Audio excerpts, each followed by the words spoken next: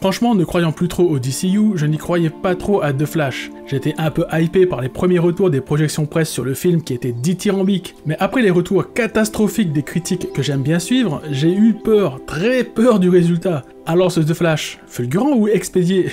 Bah franchement, en termes d'écriture, je trouve que le film est plutôt bon. Tout est assez clair, le film se concentre sur Barry Allen, mais les autres persos sont aussi développés. Nous comprenons bien leur dilemme intérieur et leur but dans le film. J'ai trouvé l'humour plutôt chouette dans l'ensemble du film, je me suis bien marré à plusieurs moments. Aussi, les effets visuels dans les scènes où l'on a deux Barry Allen qui se parlent, se tournent autour, se touchent, sont vraiment ouf de réalisme. Et bien sûr, le grand retour du Batman de Tim Burton qui fonctionne plutôt bien, entre sérieux et dérision avec des scènes de combat plutôt badass, vraiment très bon. Vous l'aurez compris, j'ai trouvé ce film très sympa, attachant et très divertissant. Je trouve qu'il ne mérite pas les sauts de merde qu'il s'est pris sur la tronche. Alors oui, l'histoire fait 13 épisodes de série, genre Flash du Arrowverse, c'est du déjà vu, mais je trouvais que la proposition était tout à fait acceptable, même si la direction qu'il prend est aux antipodes de ce que proposent les films de super-héros en général. En termes de points noirs, après le visionnage du film, je me suis dit, où est-ce que le DCU peut bien aller avec ce que ce film installe? Je sais que le tout va être rebooté sous l'égide de James Gunn, mais j'ai quand même trouvé que ce film faisait bricoler dans la suite des films du DCU.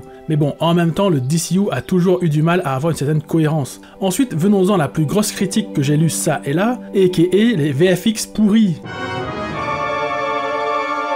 Alors, en ce qui concerne les corps en CGI, je les ai trouvés dans l'ensemble de plutôt bonne facture. Dans beaucoup de films de super-héros actuels, le corps des persos sont en full 3D. Nous avons juste la tête de l'acteur, mais le reste est en numérique. C'est assez fou car souvent cela ne se voit pas du tout. Mais souvent, si le costume 3D est très réaliste, la partie la plus compliquée à rendre crédible, c'est le visage des acteurs en CGI.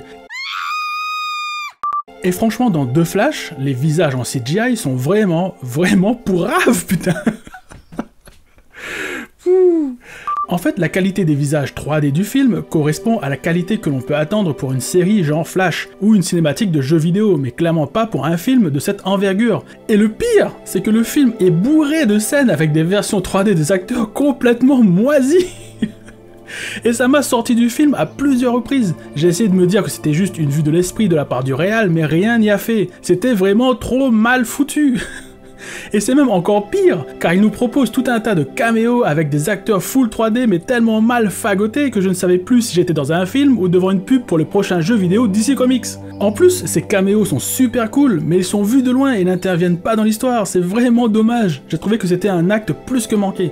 Bon, vous l'aurez compris, même si je trouve que la proposition de ce film est plutôt intéressante et qu'il est bourré de qualité, ces visages 3D sont clairement le pire ratage que j'ai pu voir dans un film de super-héros. Bref, je vous le conseille si vous voulez voir un film d'ici qui fait le café mais avec certaines VFX complètement ratées, ou si vous aussi vous voulez voir une cinématique PlayStation sur grand écran.